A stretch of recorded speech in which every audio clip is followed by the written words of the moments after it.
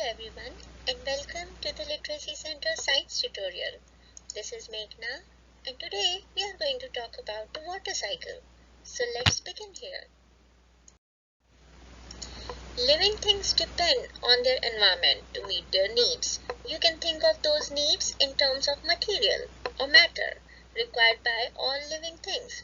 For example, all organisms take in water and food in order to survive. All of the materials an organism takes in are returned to the ecosystem while the organism lives or after it dies. The movement of matter through the living and non-living part of an ecosystem is a continuous process, and we call this process a cycle. This is a series of events that happens repeatedly. Matter in an ecosystem may change form, but it never leaves the ecosystem. So the matter is said to cycle through the ecosystem. There are three most important cycles in our ecosystems, and those are water cycle, carbon cycle, and the nitrogen cycle. And today we are going to explore more about water cycle. Earth's water is always in movement, and the natural water cycle, also known as hydrologic cycle, describes the continuous movement of water on, above, and below the surface of the earth. Water is always changing states between liquid, vapor, and ice, with these processes happening in the blink of an eye and over millions of years. Water is stored on Earth's surface in lakes, rivers, and oceans. Water is found underground, filling the spaces between soil particles and cracks in rocks. Large amounts of water are stored in glaciers and polar ice sheets. Water is also a part of the bodies of living things, but water is not just stored, it is constantly moving. When we talk about the water cycle has no starting point, but we will begin in the oceans, since that is where most of the Earth's water exists, right? In the water cycle, there are different steps we need to explore. And the first step is evaporation. The water cycle starts with evaporation. It is a process where water at the surface turns into a water vapor. Water absorbs heat energy from the sun and turns into vapors. Water bodies like the ocean, the seas, the lakes, and the river bodies are the main source of evaporation. Through evaporation, water moves from hydrosphere to atmosphere, and as water evaporates, it reduces the temperatures of the bodies. Next step in the water cycle is condensation.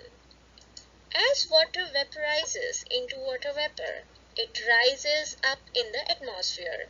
At high altitudes, the water vapors changes into very tiny particles of ice or water droplets because the temperature at the high altitudes is low. This process is called condensation. These particles come close together and form clouds and fogs in the sky. Next step in the water cycle is sublimation. Apart from evaporation, sublimation also contributes to water vapors in the air. Sublimation is a process where ice directly converts into water vapors without converting into liquid water. This phenomena accelerates when the temperature is low or pressure is high. The main sources of water from sublimation are the ice sheets of the North Pole and the South Pole, and the ice caps on the mountain. Sublimation is rather slower process than evaporation. Next step in the water cycle is transpiration. As water precipitates, some of it is absorbed by the soil. This water enters into the process of transpiration. Transpiration is a process similar to evaporation, where liquid water is turned into water vapor, but by the plants. The roots of the plants absorb the water and push it toward leaves, where it is used for photosynthesis. The extra water is moved out of leaves through stomata, very tiny openings found on leaves, as water vapor. Thus, water enters the biosphere and exits into gaseous phase. Next step in the water cycle is runoff. What is runoff? As the water pours down in whatever form, it leads to runoff. Runoff is the process where water runs over the surface of earth. When the snow melts into water, it also leads to runoff. As water runs over the ground, it displaces the topsoil with it and moves the minerals along with the stream.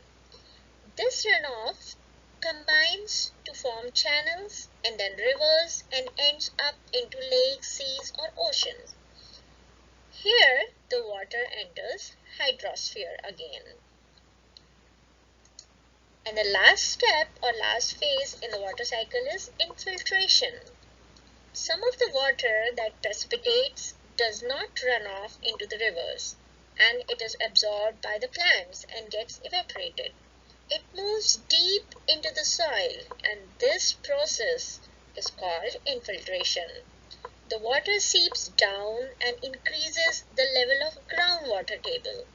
It is called pure water, and it is drinkable.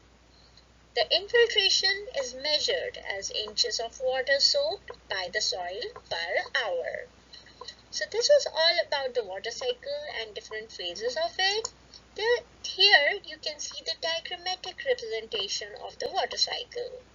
How the water goes, evaporates, transpire, run off or infiltrate back into the ground. There are some interesting fun facts to know about the water cycle. The combination of transpiration and evaporation is called evapotranspiration. Hot water tends to evaporate faster than cold water. Water trapped in ice caps and glaciers is the purest form of water available on the earth. Global warming has impacted the water cycle, causing wet places to become wetter and dry places more drier. About 97% of earth water is salt water. So, 3% of the water on earth is fresh water, out of which 2% exists in the form of ice caps and glaciers. Thus, only 1% of the earth water is available for us, all the living beings. The water cycle is like a loop with no starting point nor an end. So if you have any questions or if you need any help with the subject or the topic, you can text us or you can email us and we will get back to you. Thank you.